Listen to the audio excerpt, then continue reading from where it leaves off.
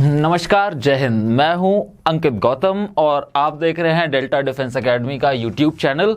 और मैं आपको इस वीडियो में पढ़ाऊंगा कुछ इंग्लिश ग्रामर के इम्पॉर्टेंट और कुछ नए कॉन्सेप्ट्स जो कि एग्ज़ाम पॉइंट ऑफ व्यू से है बहुत ज़्यादा इम्पॉर्टेंट।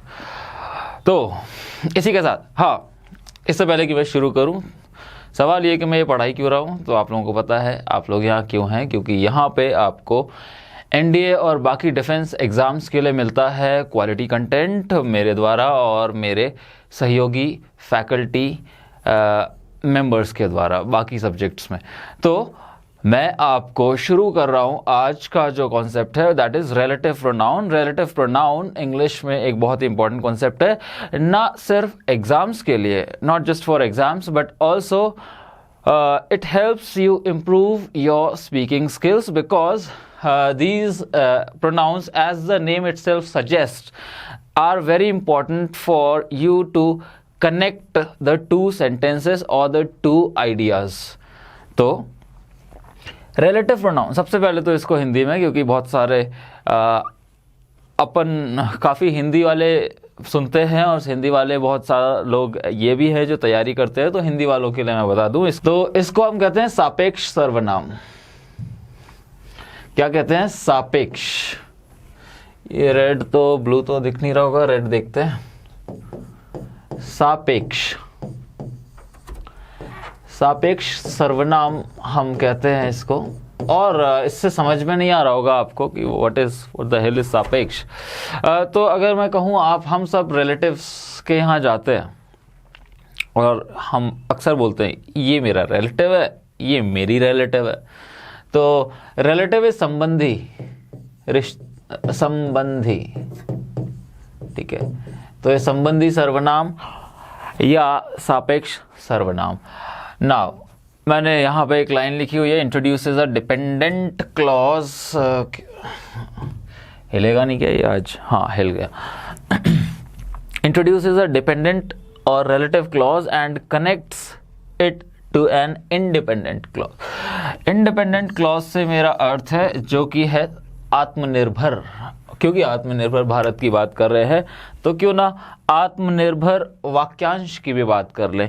क्लॉज होता है वाक्यांश और इंडिपेंडेंट मतलब जो पूरी तरह से आत्मनिर्भर है। अब आत्मनिर्भर क्यों है मैं बता दूंगा अभी आपको। आत्मनिर्भर है और डिपेंडेंट और जो क्लॉज है, रिलेटिव क्लॉज है, वो है निर्भर। किस पे? अब ऑफ कोर्स एक आदमी अगर निर्भर है दैट मीन्स अगर वो स्वतंत्र नहीं है तो वो किसी एक ऐसे व्यक्ति पे जरूर निर्भर होगा जो कि स्वतंत्र है। ऐसे ही तो चलता है। मतलब अगर दो व्यक्ति है, दोनों में से एक भी आत्मनिर्भर नहीं है तो दोनों साथ में नहीं रह सकते, क्योंकि दोनों के पास कोई है नहीं सर रखने को ना। कोई ना कोई तो चाहिए सर रखने को, जिसका कंधा मजबूत होगा उसी के ऊपर सर रखते हैं। तो इंट्रोड्यूसेस अ डिपेंडेंट क्लॉज, ठीक है। तो रिलेटिव क्लॉज सिर्फ वही क्लॉज होता है जिसके शुरू में हो एक रिलेटिव प्रोनाउन, यानी कि सापेक्ष सर्वनाम, या अपनी समझ के लिए हम कह सकते हैं संबंधी सर्वनाम। इसी के साथ आगे बढ़ते हैं, क्योंकि अब हम समझ गए, एक बेसिक आइडिया मिल गया है कि होता ही क्या है ये, और आगे बढ़ते हैं। आपको भी समझ आ रहा है? ओके, तो चलो, हमारे पास एक स्टूडेंट भी है तो अच्छा रहेगा। एक स्टूडेंट सामने रहता है तो डाउट्स हो गए तो आप ही के डाउट्स वहाँ से भी मुझे मिल सकते हैं, ठीक है। अब ऐसा क्लॉज जिसमें रिलेटिव प्रोनाउन है, यानी कि सापेक्ष सर्वनाम जिस वाक्यांश में है, उसका रोल ही क्या होता है, उसकी आवश्यकता ही क्या है, what is the bloody use of it. तो ये यहाँ पे मैंने लिखा such clause is poised to answer question such as. Such clause that means a clause with a relative pronoun in it. इसका मतलब यही होता है, सच क्लॉज मतलब इस तरह का क्लॉज। इज पॉइज्ड, पॉइज्ड मैंने जानबूझ के यहाँ लिखा है ताकि आपको वोकैबुलरी का भी एक नया लेसन मिले। तो पॉइज्ड, मैं पहले जल्दी से अपना पेन एक्टिवेट कर लूँ वरना सारा मामला हिल जाएगा। poised to answer, that means is prepared to answer or is ready to answer. इसके वैसे और भी अलग अलग मीनिंग्स होते हैं, लेकिन यहाँ पे इस जगह पे इसका poised का मीनिंग है ready या to be prepared, तैयार होना. तो इस तरह का जो क्लॉज होता है, वाक्यांश होता है, वो कौन से सवालों को आंसर करता है कि विच वन, कौन सा, हाउ मैनी, कितने, एंड व्हाट काइंड, किस तरह का, किस प्रकार का, तरह नहीं, है ना. तो ये उत्तर, इन प्रश्नों के उत्तर वो क्लॉज देगा जो शुरू होता है सापेक्ष सर्वनाम या रिलेटिव प्रोनाउन से. Is that clear? I hope it is. Relative pronoun कौन कौन से हैं? हु, हुम, व्हाट, विच, दैट. ये है आपके सामने रिलेटिव प्रोनाउन.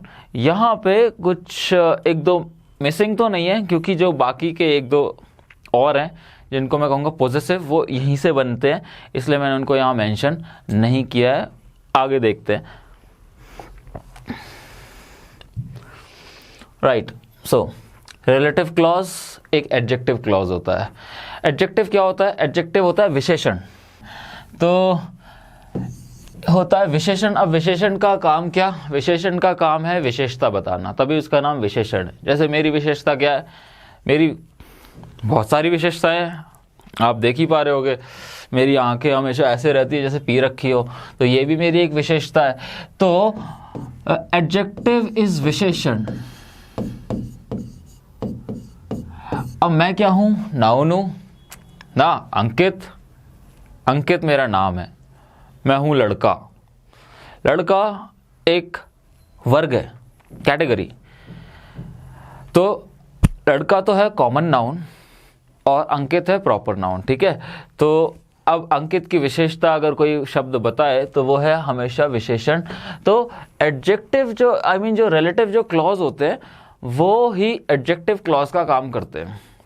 क्यों? क्योंकि वो किसी ना किसी नाउन की विशेषता बताते हैं, किसी ना किसी संज्ञा के बारे में बात करता है कि ये संज्ञा कैसी है, कितनी है, किस तरह की है, किस प्रकार की है, या विच वन, कौन सी है. तो the type of relative pronoun, अब आपने देखे कई सारे रिलेटिव प्रोनाउन, व्हाट भी है, दैट भी है, हु भी है और विच भी है. हालांकि विच के बारे में थोड़ा सा कुछ और है जो कि मैं, अगर मुझे बाद में ज़रूरत पड़ी तो मैं बताऊंगा. हु आप देख रहे हो कब यूज होता है? हु हमेशा हम किसी व्यक्ति के लिए यूज करते हैं. कौन? हु का अर्थ ही है कौन. तो अब मैं कौन चीज के लिए तो यूज करूंगा नहीं कि ये कौन है, ये बोर्ड कौन है, ऐसे तो मैं करूंगा नहीं. तो ये नहीं कर सकता. मैं व्यक्ति के लिए करूंगा कि ये कौन है, ये कौन है ना. तो हु हमेशा हम, it refers to a person as the verbs subject. हाँ, एक चीज और यहां पे मैंने किया है as the verb subject.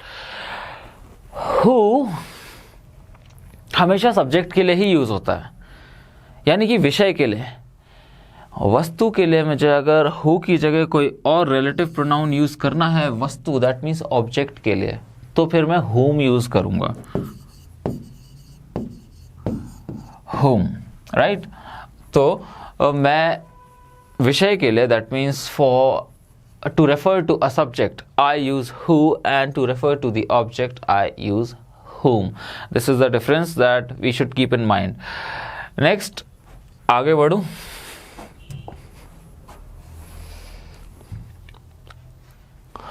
Right, आगे मैंने सच में whom ही लिखा है. Whom refers to a person, but as the verb's object. वस्तु बता चुका हूं, अब इसमें और एलैबोरेट मैं आगे करूंगा जब एग्जांपल्स आएंगे. और आगे मैंने क्या लिखा है, which refers to an animal और thing. Which refers to an animal, या तो एक जानवर या एक किसी चीज या किसी वस्तु के लिए आप यूज करेंगे विच. अब आप इस वस्तु में और इस वस्तु में कंफ्यूज नहीं होंगे, क्योंकि कंफ्यूज होना है बहुत आसान. कोई भी हो सकता है, आप भी हो सकते हैं, मैं भी हो सकता हूं. तो मैं जब यहां कह रहा हूं वस्तु, तो यहां मैं कह रहा हूं कोई नॉन लिविंग यानी कि निर्जीव चीज के बारे में. हाँ, तो यहाँ जब मैं ऑब्जेक्ट को वस्तु कह रहा हूँ, इट मीन्स वो चीज़ या वो व्यक्ति जो क्रिया के प्रभाव को झेल रहा है, वो है। जब मैं लेकिन यहाँ थिंग कह रहा हूँ, इसका मतलब है कोई भी निर्जीव चीज़, है ना, निर्जीव चीज़ को ही तो हम वस्तु कहते हैं। जैसे ये लाइट है, ये कैमरा है, मैं सजीव हूँ, मैं थिंग नहीं हूँ, मैं पर्सन हूँ। मैं पर्सन हूँ लेकिन मैं वस्तु भी हो सकता हूँ अगर ग्रामेटिकली देखें तो। हाँ, व्याकरणिक दृष्टि से देखें तो मैं वस्तु भी हो सकता हूँ अगर मेरे ऊपर किसी और के द्वारा की गई क्रिया का प्रभाव पड़े तो। लेकिन मैं थिंग नहीं हूँ फिर भी। हाँ, मैं उस सेंटेंस में ऑब्जेक्ट ज़रूर हूँ, उस व्याकरणिक रूप से मैं वस्तु ज़रूर हो सकता हूँ, लेकिन अगर जीवन की दृष्टि से देखूँ तो मैं क्या नहीं हूँ, मैं थिंग नहीं हूँ, मैं व्यक्ति हूँ, मैं एक सजीव व्यक्ति हूँ। What refers to anything that has not been mentioned before in the sentence. हाँ, ये बहुत ही कमाल का ये रिलेटिव प्रोनाउन है। इसके बारे में मैं बहुत कुछ बताऊंगा। वैसे इतना भी कुछ नहीं है, लेकिन बस मज़ा आएगा जान के, क्योंकि मुझे आया था मज़ा जान के, तो ऑफकोर्स आपको भी आएगा ही। दैट भी एक रिलेटिव प्रोनाउन होता है। It refers to a person, animal और थिंग। ये दैट ऑलराउंडर टाइप का है। दैट ऑलराउंडर है क्योंकि वो किसी के लिए भी यूज़ कर सकता है। तो इसका मतलब क्या हम फिर हर जगह दैट ही यूज़ ना कर लें? सवाल बहुत ही जाहिर है कि अगर दैट कहीं भी यूज़ कर सकते हैं तो फिर हर जगह दैट ही क्यों नहीं?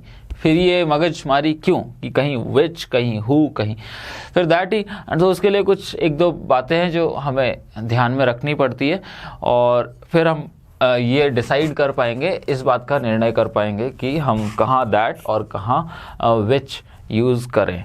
तो आगे बढ़ते हैं।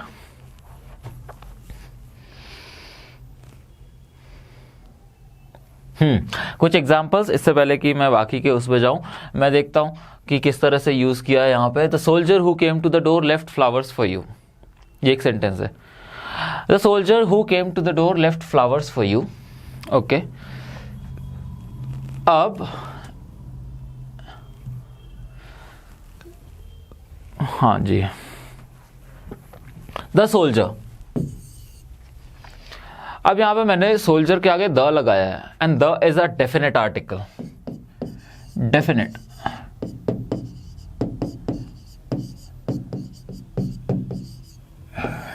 Article the. ऑलराइट, तो मैं कह रहा हूं कि मैंने इस सोल्जर यानी कि इस सैनिक के आगे मैंने लगाया है the definite article. The soldier who came to the door left flowers for you. अब अगर मैं इसका हिंदी अनुवाद करूं द सोल्जर, तो इसका अर्थ है वो सैनिक। अगर मैं आपसे बोलता हूं ना द सोल्जर, तो आप इसको हिंदी में कैसे करेंगे? वो सोल्जर। वो सोल्जर आपके लिए फूल छोड़ के गया है। वो सोल्जर आपके लिए फूल छोड़ के गया है। अगर मैं अभी अभी आपके सामने आया हूं और मैं आपसे सीधा इतना कहूं कि वो सोल्जर, वो सैनिक आपके लिए फूल छोड़ के गया है, तो आप कहोगे भाई पागल है क्या? मतलब मैं कौन सा सोल्जर, कौन सा सैनिक?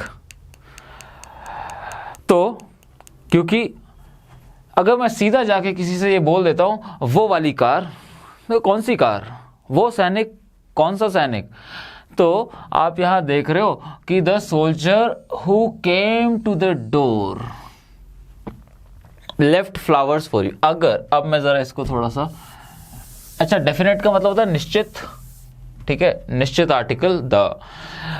अब अगर मैं इसमें से who came to the door हटा दूं, who came to the door हटा दूं, तो सच में ये इस सेंटेंस की जो स्पिरिट है वो रहेगी नहीं। क्यों? क्योंकि मैं इसमें क्या बताना, इसकी स्पिरिट ये है कि लिसनर को, यानी कि जो श्रोता है इस सेंटेंस का, जो वक्ता है, वो ये जानता है कि जिससे मैं बात कर रहा हूं वो जानता है कि कौन सा सोल्जर दरवाजे पे आया था। कौन सा सैनिक दरवाजे पे आया था, बस वो ये जानता है, लेकिन उसको ये नहीं पता कि ये फूल किसने छोड़े हैं। वो बस शायद उस सोल्जर को देखा होगा उसने दरवाजे पे आते हुए, लेकिन शायद श्रोता ने, that means listener, has not seen that soldier leaving flowers at that spot. He has just seen that soldier at the door, but he has not seen him leaving flowers at the door. तो अब मुझे उसको बताना है कि अब बाद में हो सकता है उसने फूल देखे हो। क्या फूल? ये कौन छोड़ के गया? अब मैं कहूंगा ये फूल उसी सैनिक ने छोड़े हैं जो दरवाजे पे आया था थोड़ी देर पहले। ठीक है, तो इस चीज को मैं इसमें से हटा ही नहीं सकता इस सेंटेंस में से। ये जो मैंने मार्क किया है, या who came to the door, इसको मैं यहां से हटा ही नहीं सकता, क्योंकि जैसे ही मैं इसको हटा दूंगा इस सेंटेंस की स्पिरिट लूज कर दूंगा। इस वजह से ऐसे, और ये शुरू किससे हो रहा है? हु से। और हु क्या होता है? एक सापेक्ष सर्वनाम या रिलेटिव प्रोनाउन। अब इस रिलेटिव क्लॉज जिसको हटाया ही नहीं जा सकता, क्योंकि इसके हटाने पे इस वाक्य की हो जाएगी आत्मा अलग, क्योंकि इस वाक्य की आत्मा ही इसमें बसी है कि सामने वाले को ये बताऊं कि कौन छोड़ के गया है, और कौन तो ये है। अच्छा, मैंने कहा था रिलेटिव शुरू में कि रिलेटिव प्रोनाउन, जो रिलेटिव क्लॉज होता है वो होता है क्या? वो होता है एक एडजेक्टाइवल क्लॉज, यानी कि एक विशेषण वाक्यांश या वैशेषणिक वाक्यांश बोल सकते हैं इसको, लेकिन अब इतनी हिंदी। तो the soldier who came to the door. अच्छा, ये जो हु है इस सोल्जर के लिए है, इसलिए तो इसको सर्वनाम कह रहे हैं। कि सर्वनाम होता ही क्या है? जो संज्ञा को पूरी तरह से स्थानांतरित कर दे, दैट मीन्स उसको पूरी तरह से विस्थापित कर दे, रिप्लेस कर दे, डिस्प्लेस कर दे। तो द सोल्जर, अब कौन सा soldier? Who came to the door, वही सोल्जर जो दरवाजे पे आया था। तो ये सोल्जर के लिए ये है, ये हु। और इनफैक्ट ये हु ही नहीं, ये पूरा का पूरा ये जो क्लॉज आप देख रहे हो, who came to the door, ये पूरा इस सोल्जर के लिए है। उस सोल्जर की विशेषता बता रहा है। कौन सा सोल्जर? वो जो दरवाजे पे आया था, है ना। तो the soldier who came to the door left flowers for you. अब ये क्लियर है। ऐसे क्लॉज को, ऐसे रिस्ट्रिक्टिव क्लॉज को जिसको हम कहते हैं, जिसको हटा ही नहीं सकते, जिसके हटाने से सेंटेंस का मीनिंग ही एम्बिग्यूअस हो जाता है, कंफ्यूजिंग हो जाता है, या निरर्थक भी कह सकते हैं हो जाता है। ऐसे रिलेटिव क्लॉज को हम कहते हैं restrictive relative clause. Restrictive relative clause, right? Is that clear? I hope that is. हर बार मैं इट इज बोलता हूं, इस बार मैंने बिल्कुल परफेक्ट बोला है। हाँ, तो इससे पहले कि मैं अपनी और तारीफ करूं, आगे बढ़ते हैं। I am not sure whom this book belongs to. अच्छा, अब यहाँ पे एक थोड़ी सी मैं वो भी बताऊंगा कि एक्चुअली में रियल लाइफ में चलता क्या है आजकल, और ये भी बताऊंगा कि ग्रामेटिकली अगर देखें फॉर्मूला से, ग्रामेटिकल फॉर्मूला से, तो क्या चलना चाहिए। और एग्ज़ाम में तो आप जानते ही हो 50 साल से वही एग्ज़ाम चला आ रहा है, और उस टाइप के लोग ही पेपर बना रहे हैं।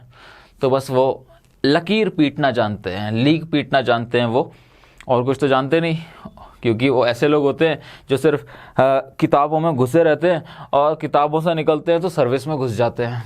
तो उनको किताबों के अलावा कुछ पता ही नहीं होता, रियल लाइफ में क्या चल रहा है कुछ पता नहीं होता, उनको सिर्फ किताबें ही मालूम होती हैं, और वो किताबें जो पता नहीं कितने साल से बदली नहीं गई हैं, तो इसलिए वो भी नहीं बदलते। तो आई एम नॉट श्योर, मैं निश्चित नहीं हूं। आई एम नॉट श्योर किस बारे में? whom this book belongs to, के किताब किसकी है, इस किताब पर अधिकार किसका है, बिलोंग्स टू। अच्छा, यहां पे आप देखो बिलोंग टू, ये एक फिक्स्ड प्रेपोजिशन है। बिलोंग के साथ हमेशा टू ही आता है, ये बात आप याद रखेंगे। यहाँ पे आपको ऐसी ऐसी चीज़ें, टॉपिक के अलावा भी बहुत सारी चीज़ें, और ये बहुत इंपॉर्टेंट है जहाँ तक आपके एनडीए और बाकी डिफेंस एग्जाम्स का सवाल है, सीडीएस वगैरह, उसमें ये सब पूछा जाता है। आपको बिलोंग फॉर कर देगा, बिलोंग ऑन कर देगा। आपको पता होना चाहिए कि बिलोंग के साथ सिर्फ और सिर्फ एक ही प्रेपोजिशन जाता है और वो होता है टू। हाँ, अब यहाँ whom ही क्यों? प्रश्न ये, क्या यहाँ who नहीं लगता? तो आंसर है लगता है।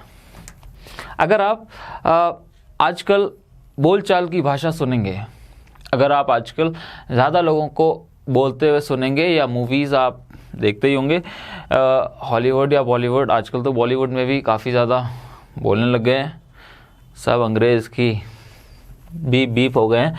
तो whom एक, अभी थोड़ी देर मैंने पहले बताया, whom एक ऑब्जेक्टिव प्रोनाउन है, ठीक है? कैसा है? एक ऑब्जेक्टिव प्रोनाउन, ऑब्जेक्टिव प्रोनाउन।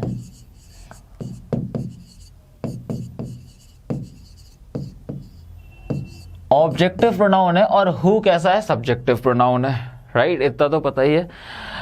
तो अब यहाँ हु क्यों नहीं? रियल लाइफ में तो देखो यहाँ पे हु लगता है, लगाते हैं लोग। आपको हुम आजकल सुनाई नहीं देगा, ऑलमोस्ट चला गया है वो। जहाँ तक मैं कोलोकेशंस की बात कर रहा हूँ, जहाँ तक मैं बात कर रहा हूँ कि कंटेम्प्रेरी या मॉडर्न सोसाइटी में क्या चल रहा है, तो हुम ऑलमोस्ट गायब हो चुका है। गायब नहीं, गायब हो चुका है। It has almost vanished, it has almost gone of the face of today's English as far as spoken is concerned। लेकिन फिर भी ग्रामेटिकली देखना पड़ेगा कि ये सही है या नहीं, क्योंकि ट्रेंड तो कुछ भी चल जाता है, क्या पता थोड़े दिन बाद हूम वापस आ जाए, तो फिर भी इसके बारे में जानकारी होनी चाहिए। अच्छा, अगर मैं कहूँ हुआ, ये क्या हुआ?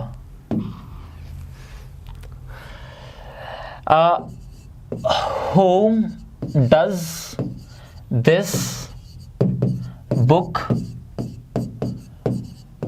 belongs to? ये एक सवाल है आपके सामने। Whom does this belongs to? आपके तुरंत सारे सेंसेस अलर्ट हो जाने चाहिए, क्योंकि इस सवाल में है एक गलती, there is a mistake, और आपको स्पॉट द एरर में तो मुझे एरर्स ही दिखने चाहिए अगर मैं सच में एनडीए या कोई भी डिफेंस एग्ज़ाम तैयारी करना चाहता हूं। तो अब गलती है ना, आप लोग अब पहचान ही गए होंगे। देखिए, ये यहाँ पे है एक सहायक क्रिया डज, और ये हम यूज़ करते हैं प्रेजेंट सिंपल में, करेक्ट? ओके। और ये है मुख्य क्रिया बिलोंग, अधिकार में होना, और मैंने आपको बताया बिलोंग के साथ जो प्रेपोजिशन हमेशा लगता है वो है टू। कभी भी आप फिक्स्ड प्रेपोजिशन को उसके वर्ब से अलग नहीं करते। Belong to, okay. तो मैं ये नहीं कह सकता, पहली चीज़, अगर ये गलती जो अभी करी है, सबसे पहले डज के साथ कभी भी आप क्रिया में एस नहीं लगाते, तो इसको मैं हटाना चाहूँगा और हटा देता हूँ, ठीक है? तो whom does this book belong to, ये चीज़ आप हमेशा याद रखेंगे। डज अगर है, और डज कब लगता है? हमेशा सिंगुलर सब्जेक्ट के लिए, third person singular, okay. Third person singular ये बुक है, दिस बुक, क्योंकि मैं किसी बुक के बारे में बात कर रहा हूँ। बुक सिर्फ हमारे वार्तालाप का विषय है, ना तो बुक बात कर रही है ना बुक सुन रही है। तो ऐसी स्थिति में हम कहते हैं कि वो है तृतीय व्यक्ति, यानी कि थर्ड पर्सन। तो और सिंगुलर है, एक ही किताब के बारे में बात कर रहे हैं। अगर बहुत सारी बुक्स होती तो मैं डू लगा देता, ठीक है? तो अब this book belongs to somebody. अच्छा, बिलोंग वर्ब है, और कौन बिलोंग करता है? तो आंसर है बुक। तो जो बिलोंग करता है वो हो गया क्या? सब्जेक्ट, विषय। अब ये for example, this book belongs to Ankit, this book belongs to अंकित,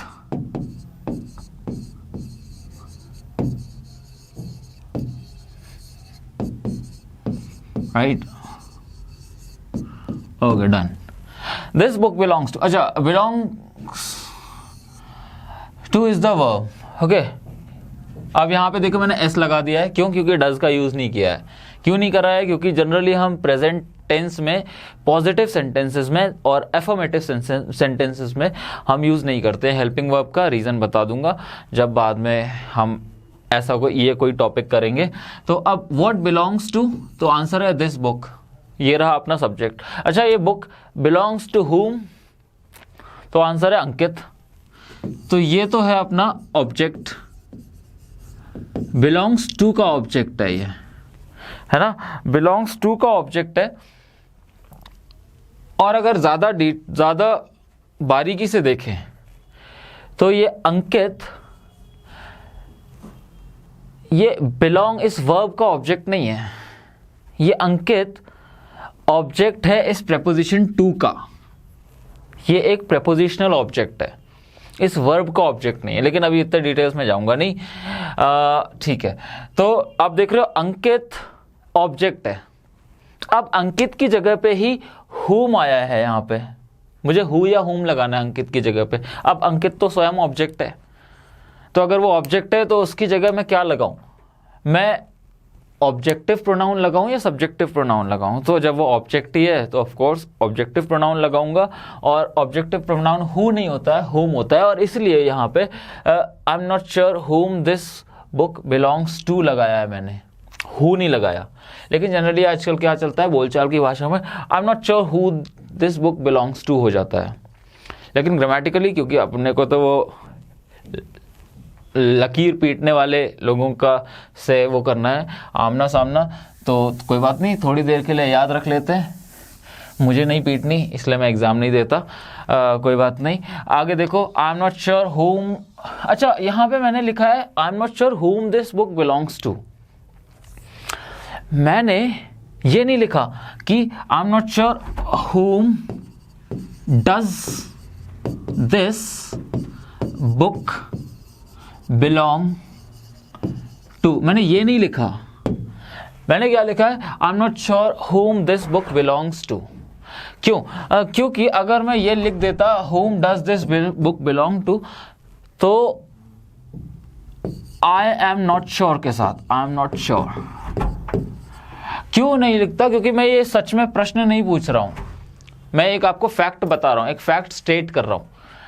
और जब मैं एक फैक्ट स्टेट कर रहा हूं तो ये जो आप यहाँ पे स्ट्रक्चर देख रहे हैं, जो संरचना है वाक्य की, does this book, helping verb, फिर सब्जेक्ट, फिर वर्ब, ये है एक प्रश्नात्मक वाक्य। और प्रश्नात्मक वाक्य संरचना हम तभी यूज करते हैं, that means we use interrogative structure only when we are asking a question, and in this sentence we are not asking a question, we are just stating a fact that I am not sure about the belongingness of this book. That's all. That's why we don't use a structure. Is that clear? I hope that is. आगे बढ़ता हूं। Interpretative dance. Interpretative dance, comma, right, comma बोला मैंने, इसमें कहीं comma नहीं है, यहां कॉमा है। Interpretative dance, comma, which I find a but नहीं बिट होना चाहिए था। पीपीटी टीम, आप लोगों से काफ़ी मिस्टेक्स हो रही है।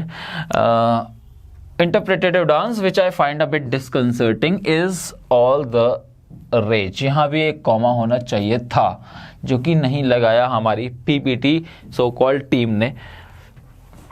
Interpretative dance which I find a bit disconcerting is all the rage. अच्छा, डिस्कंसर्टिंग का मतलब होता है डिस्टर्बिंग। डिस्टर्बिंग,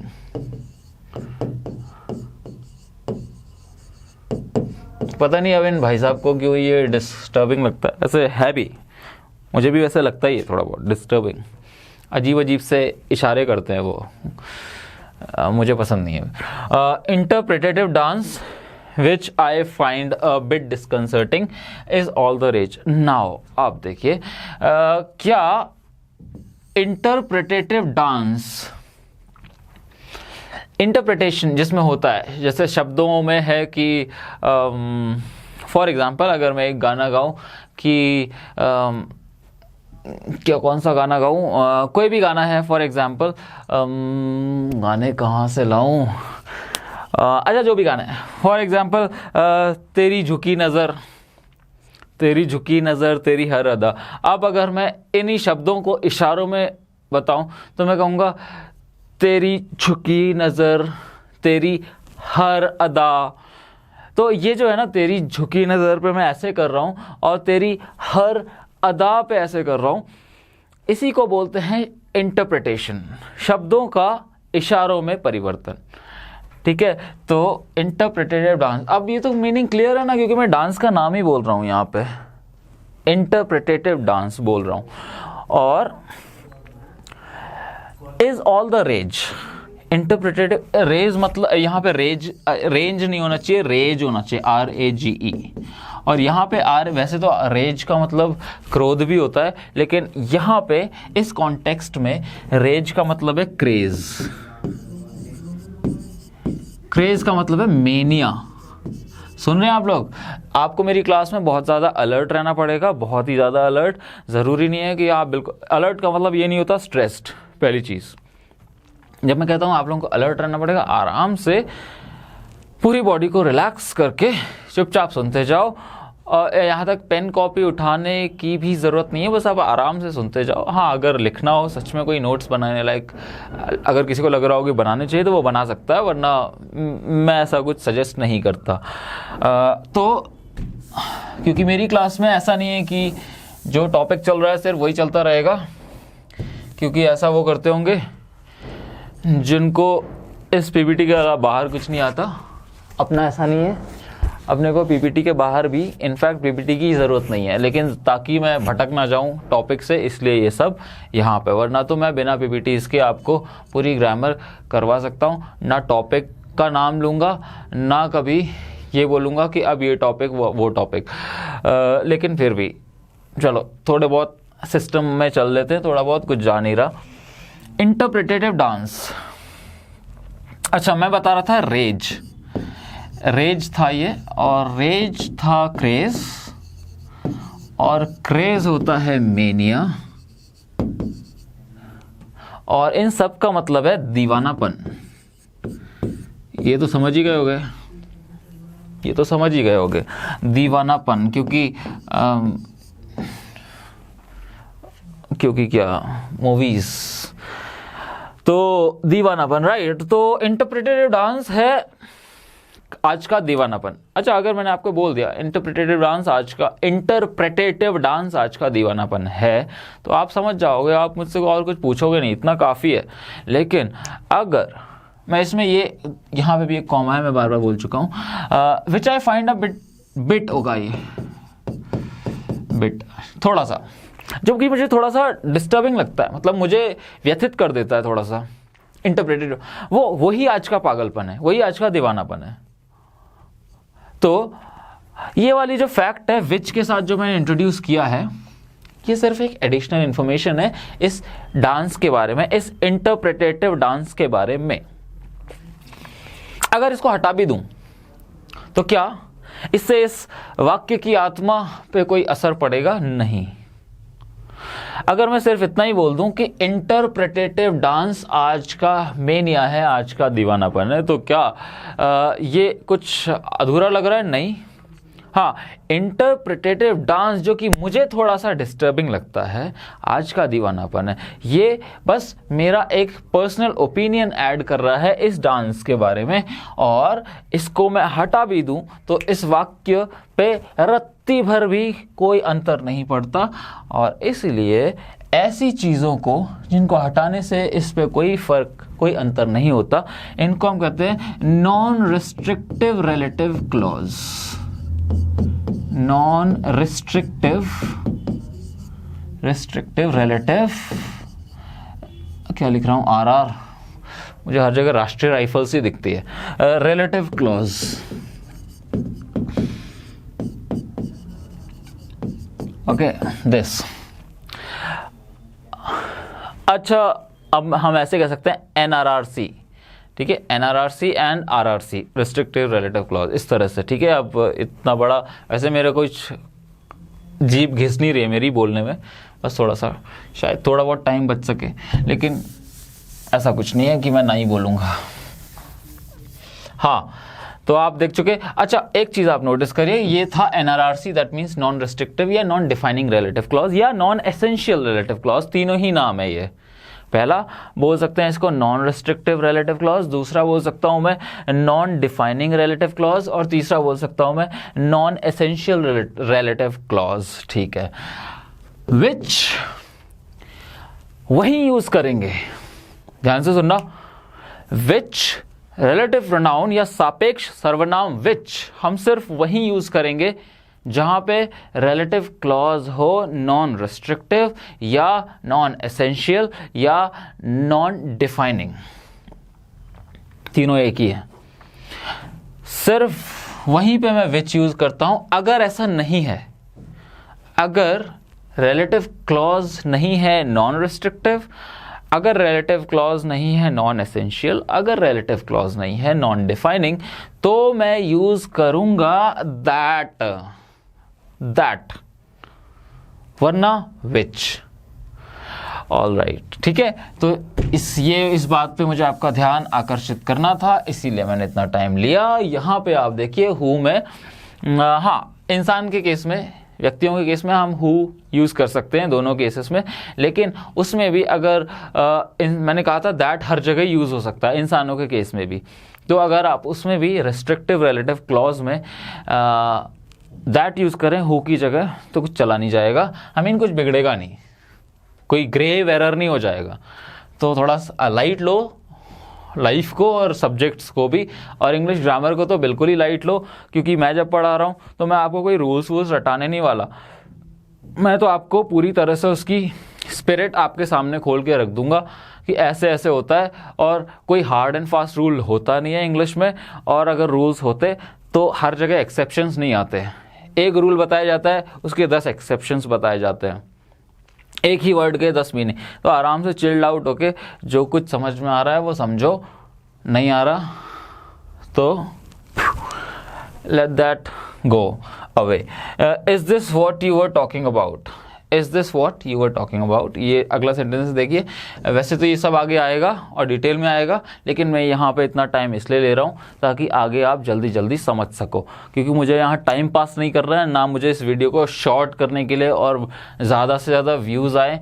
अगर सच में मटीरियल में, सच में कंटेंट में दम है तो व्यूज़ तो आएंगे ही। तो इसलिए कि सिर्फ व्यूज़ ज़्यादा आए और इसका टाइम कम रखूँ, ना, हमसे ना हो पाएगा। मैं अपने काम के साथ चोरी नहीं कर सकता। Is this what you were talking about, और हाँ एनडीए याद आ गया, एनडीए के लिए है सब कुछ, याद दिला रहा हूँ मैं आपको, क्योंकि मुझे भी अभी याद आया, क्योंकि मैं अपने सब्जेक्ट से मैं इतना खो जाता हूँ कि उसके बाद फिर मुझे ये प्रमोशन और एनडीए वगैरह याद दिलाना याद नहीं रहता। तो आप लोग याद रखिए कि सब कुछ एनडीए और बाकी डिफेंस एग्जाम्स के लिए है, क्योंकि मुझे बोला जाता है एनडीए तो मैं आपको बोल देता हूँ एनडीए, राइट। समझ तो गए होगे आप लोग। Is this what you are talking about. अच्छा आप देखिए, is this what you are talking about. यहां पे क्या हो रहा है कि मैं किसके बारे, ये ब्लैक कैसे हो गया, ये काला जादू है क्या यहाँ पे, ब्लैक हाँ रेड। यहां पे आप देख रहे हो इज दिस व्हाट, क्या मैं किसके बारे में बात कर रहा हूं, यू। अच्छा कौन बात कर रहा है, यू। तो यू, अब जो इस वर्ब को करने वाला है वही तो सब्जेक्ट होता है, तो यू यानी कि आप किस बारे में बात कर रहे थे। क्या यहाँ पे किसी उस बात का कोई मेंशन है, कोई जिक्र है यहाँ पे कि किस बारे में बात हो रही थी। आंसर है नहीं, मुझे तो नहीं पता चल रहा किस बारे में बात कर रहे थे, ना मुझे नहीं पता। बस ये है कि इस बारे में बात कर रहे थे, क्या ये है वो चीज़ जिसके बारे में आप बात कर रहे थे। तो ये और वो में बात हो रही है, लेकिन एक्चुअल बात है वो मुझे नहीं समझ आ रही, मुझे तो नहीं दिखाई दे रही, आपको दिख रही है तो प्लीज़ कमेंट सेक्शन ओपन है, बताइएगा। लेकिन बस भाषा की मर्यादा बनाए रखे। ये भी मैंने डायलॉग कहीं से चुराया है, मेरे सारे डायलॉग्स चुराए हुए हैं कहीं ना कहीं से, ठीक है। और मुझे लगता है मैं पूरा का पूरा ही चुराया हुआ हूँ। Is this what you were talking about, क्या इस बारे में आप बात कर रहे थे, किस बारे में, क्या कोई जिक्र है, नहीं। जहां पे इसका मतलब इस रिलेटिव प्रोनाउन व्हाट ने किसी नाउन को रिप्लेस नहीं करा है, मुझे वो नाउन नहीं दिख रहा जिसको रिप्लेस करा है। करा तो है, लेकिन मुझे वो नाउन दिख ही नहीं रहा है सेंटेंस में जिसको इस व्हाट ने रिप्लेस किया है। जब भी ऐसा हो कि वो अच्छा, जब कोई प्रोनाउन किसी नाउन को रिप्लेस करे, तो जिस नाउन को रिप्लेस किया गया है एक प्रोनाउन के द्वारा, उस नाउन को हम कहते हैं एंटीसीडेंट। क्या कहते हैं? एंटीसीडेंट। एंटीसीडेंट कहते हैं किस नाउन को? जिस नाउन को किया गया है रिप्लेस किसी।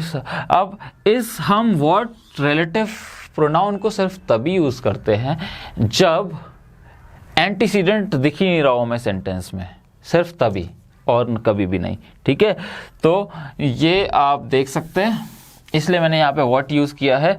और क्या मैं इसको हटा सकता हूं कभी भी? यहां से मैं सिर्फ ये बोल सकता हूं इज दिस? नहीं बोल सकता। और क्योंकि नहीं बोल सकता, इसी वजह से हमेशा व्हाट वाला जो रिलेटिव क्लॉज होगा वो रिस्ट्रिक्टिव रिलेटिव क्लॉज होगा। अभी तक जो मैं सोच पा रहा हूं ये तो यही है। अगर मुझे कोई ऐसा इंस्टेंस नजर आएगा जहां पे व्हाट वाला रिलेटिव क्लॉज नॉन रिस्ट्रिक्टिव भी हो सकता है तो मैं आपको ज़रूर बताऊंगा। लेकिन अभी तक मेरी समझ और मेरे दिमाग में यही है कि व्हाट वाला हमेशा restrictive relative clause ही होगा। ठीक है, she finally visited the florist that had such great reviews। अच्छा, अब नेक्स्ट वाले पे आ जाते हैं। she finally visited the florist। अच्छा, फ्लोरिस्ट कौन होता है? अरे वो फूल वाला, the one who has a flower shop, और द फ्लावर शॉप को ही हम फ्लोरिस्ट। अच्छा, एक चीज़ यहाँ पे ध्यान दूं मैं आपको, यहाँ पे एक एरर है सेंटेंस में और जानबूझ के डाला था मैंने वो। जब भी आप विजिट करते हो किसी शॉप पे या फिर क्लिनिक पे, और जब भी आप ऐसे विजिट करते हो शॉप पे या किसी पे और आप कहो कि I visited the doctor, I visited the dentist, तो जनरली आप उस व्यक्ति के बारे में बात नहीं कर रहे होते, आप बात कर रहे होते हैं उसकी उस प्लेस के बारे में, उस क्लिनिक के बारे में। क्योंकि आप उस व्यक्ति के पास कहीं घर थोड़ी गए, या घर भी गए तो भी आप उससे एक मोटिव से गए, एक प्रोफेशनली गए, उसके लिए प्रोफेशनली गए, कोई पर्सनली नहीं गए, उस व्यक्ति से नहीं। आप एक डॉक्टर से मिलने गए, फॉर एग्जाम्पल मान लेते हैं मैं हूँ डॉक्टर अंकित, नहीं कोई शौक नहीं है मुझे, टीचर, ठीक है, तो मान लेते हैं सिर्फ मैं हूँ डॉक्टर अंकित और आप मेरे पास आए, तो आप अंकित से मिलने नहीं आए, आप एक डॉक्टर से मिलने आए, अंतर है दोनों में। ठीक है, तो यहाँ पे आप देख रहे हो ये फ्लोरिस्ट के पास गई, ये सच में इस व्यक्ति फ्लोरिस्ट के पास नहीं गई, ये गई उसकी शॉप में। और जब भी आप इस तरह से शॉप को विजिट करते हो तो आप हमेशा इसके बाद एक एपोस्ट्रोफी एस लगाते हो, फ्लोरिस्ट्स करोगे, फ्लोरिस्ट के गई। हम हिंदी में भी तो बोलते हैं डॉक्टर के गया था, के फूल वाले के गया था, हम ये नहीं बोलते डॉक्टर के क्लिनिक पे गया था, फूल वाले की दुकान पे। हम वो दुकान हटा देते हैं, बस की और के पे अटक जाते हैं शायद टाइम बचाने के लिए। ठीक है, तो यहाँ पे she finally visited the florists, that means she finally visited the florist shop, ये है इसका मतलब। Is that clear? I hope that is. और अगर नहीं तो आप मुझे कमेंट सेक्शन में बता सकते हैं, बस गालियाँ वालियाँ मत देना, बाकी सब ठीक है और आपको आंसर मिल जाएगा। Okay, she finally visited the florist, और गालियाँ दे भी दोगे तो यहाँ कोई फ़र्क नहीं पड़ता मेरे पे। तो she finally visited the florists that had such great reviews. अच्छा, मैं क्या किसी भी, अच्छा फिर से एक चीज़ नोटिस करो, मैं फिर से आपके नोटिस में लाता हूँ और यही आपको काम आएगी। क्या चीज़ है? चीज़ ये है कि फ्लोरिस्ट्स के आगे द लगा हुआ है। अगर मैं आपसे सिर्फ यही बात ख़त्म कर दूँ, यहीं फुल स्टॉप मार देते हैं, ऐसे ही, वो अंततः उस फूल वाले के पास गई। ये द मैंने आपसे कहा था डेफिनेट आर्टिकल है, निश्चित, और इसका मतलब था उस। तो अगर मैं कहूँ she finally visited the florist, वो उस फूल वाले के पास गई, ये लड़की उस फूल वाले के पास गई, तो आप कहोगे कौन से फूल वाले के पास? तो मैं कहूँगा जिसके बहुत अच्छे रिव्यूज़ हैं। रिव्यूज़ मतलब समीक्षाएं, मतलब लोगों ने बहुत अच्छा उसका रिव्यू दिया है, फीडबैक बहुत अच्छा है उस फूल वाले का, उसका लोग बहुत तारीफ़ कर रहे हैं। उस फूल वाले के पास गई, किसी के भी पास नहीं चली गई, और इसलिए मैंने यहाँ पे द यूज़ किया है। और अब मैं आपको एक मंत्र सा दे देता हूँ, जहाँ भी द हो वहीं पे दैट आएगा। और क्योंकि दैट मैंने आपको क्या कहा था, दैट कहाँ यूज़ करना है? She finally visited the florist that had such great reviews, उसी फूल वाले के पास। और क्योंकि इसको हटा दूं तो इस वाक्य की आत्मा हो जाएगी निकल, और क्योंकि मैं नहीं चाहता कि इसकी आत्मा निकल जाए, वरना आत्मा निकलने पे क्या होता है, मृत्यु हो जाती है, और मृत्यु ना हो, तो इसलिए मैं इसको हटाऊंगा नहीं। और शी फाइनली विजिट, और ये जो दैट है ये इसलिए यूज़ किया है क्योंकि दैट हम यूज़ करते हैं रेस्ट्रिक्टिव रिलेटिव क्लॉज के लिए, और ये रेस्ट्रिक्टिव है क्योंकि इसके हटाने से चली जाएगी इस वाक्य की आत्मा। ठीक है, आगे बढ़ते हैं। अब मुझे लगता है आपको ऑलमोस्ट सारी चीज़ें समझ आ गई होगी, अब हम थोड़ा सा फास्ट जा सकते हैं। अच्छा, यहाँ पे कुछ है पॉजेसिव रिलेटिव प्रोनाउंस, हु और विच से बन जाते हैं। हु से बन जाता है हुज, और विच से रिलेटिव जो पॉजेसिव रिलेटिव प्रोनाउन, तो हु और विच, हु से बन जाता है हुज, और विच से बन जाता है of which. Some will argue that of which is better construction when talking about things rather than people, but this results in unnecessary awkwardness। हाँ, तो ये मैंने जानबूझ के लाइन लिखी है क्योंकि ये मैंने लाइन कहीं से कहीं पढ़ी थी, और जहाँ भी पढ़ी थी वहीं से लिखी है, क्योंकि आजकल जो होता है मैं सिर्फ किताबों से नहीं, जो आजकल चल रहा है, जो ट्रेंड है, जो फैशन है, जो बोलने का तरीका है, वो भी मैं आपको बताता हूँ। ओके, सम विल आर्ग्यू, कुछ लोग ऐसा आर्ग्यू करेंगे कि ऑफ विच एक बेटर कंस्ट्रक्शन है चीज़ों के लिए, क्योंकि विच हम अक्सर वस्तुओं के लिए यूज़ करते हैं, और हु अक्सर या हुज या हुम हम यूज़ करते हैं चीज़ों के लिए। लेकिन increasingly American way of life को देखें तो वो वस्तुओं के लिए भी वो वस्तुओं के लिए भी आजकल हुज यूज़ कर देते हैं। ठीक है, आगे देखो, आगे बढ़ते हैं। इसमें और कुछ है नहीं, बस मुझे एक पॉइंट आपकी उसमें लाना था। She apologized to the boy whose heart she broke. She apologized to the boy whose heart she broke. Madam ने किसी भोले भाले लड़के का तोड़ दिया दिल। ठीक है, मैडम ने किसी भोले भाले लड़के का तोड़ दिया दिल। शी है ना, शी तो मैडम होती है, ही होते हैं सर। तो शी अपोलोजाइज्ड, अब बाद में मांगी माफी, बाद में मांगी क्षमा, बाद में याचना की क्षमा की कि प्लीज मुझे माफ कर दो, मैंने आपका दिल तोड़ा, मैंने तेरा दिल तोड़ा, उसके लिए मुझे कर दे माफ, उसके लिए मुझे कर दे क्षमा। लड़के ने मना कर दिया। आगे तो ऐसे ही हुआ होगा, क्या पता मान भी गया हो, क्योंकि लड़के तो ऐसे ही होते हैं। तो she apologize to the boy whose heart she broke. तो यहां से मैं इसको ना करूं, इसको मैं करता हूं she apologize to the boy. अगर यहां पे फिर देखिए आप, द लगा है, ठीक है, उसने माफी मांगी थी उस लड़के से। अगर मैं इतना ही बोलूं तो आपको कौन से लड़के से, जिसका दिल, ये रहा जिसका हृदय उसने तोड़ के कुचल दिया था। ठीक है, तो she broke is past simple, break, broke, broken, breaking. ठीक है, तो she apologized to the boy whose heart she broke. इसको मैं हटा नहीं सकता यहां से, ये रिस्ट्रिक्टिव रिलेटिव क्लॉज है। लेकिन ये कैसा भी है, ये किसका, जिसका, उसका, जब भी हम बात करते हैं तो उसको हम बोलते हैं पॉजेसिव प्रोनाउन।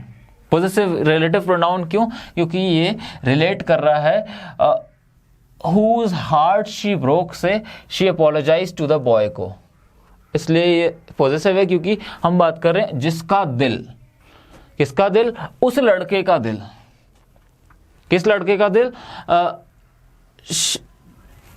जिसका मतलब जिस लड़के का दिल तोड़ा था उससे माफी मांगी, उससे क्षमा मांगी।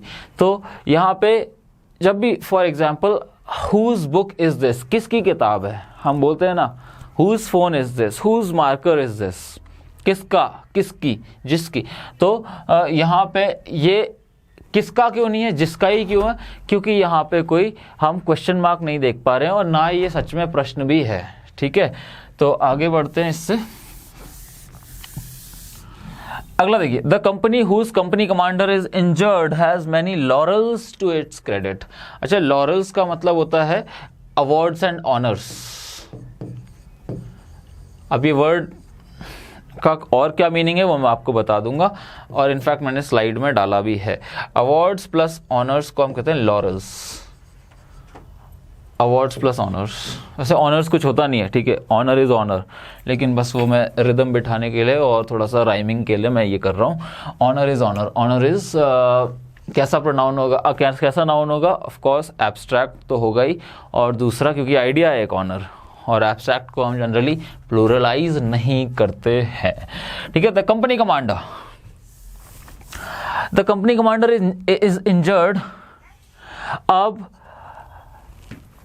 अगर मैं सिर्फ इतना ही बोलूं आपसे, the company commander is injured, तो मैं आपको इतनी बार बता चुका हूं अब तक कि द एक डेफिनेट आर्टिकल है और उसका मतलब क्या होता है, वो। अगर मैं आपसे सिर्फ इतना ही कह दूं आते ही और कुछ ना कहूं, हमारी कोई बात नहीं हुई, और सिर्फ इतना कहूं वो कंपनी कमांडर इंजर्ड है, तो आप कहोगे कौन सा कंपनी कमांडर इंजर्ड है? वो कंपनी कमांडर जिसकी कंपनी को मिले हैं बहुत सारे अवार्ड्स और honours, credits, I mean laurels. अच्छा, ये लॉरल्स को हम एक्कोलेड्स भी कह सकते हैं, बाय द वे, ये अब पहले याद नहीं आया था, अभी आ गया, एक्कोलेड्स, एक्कोलेड्स, LADES।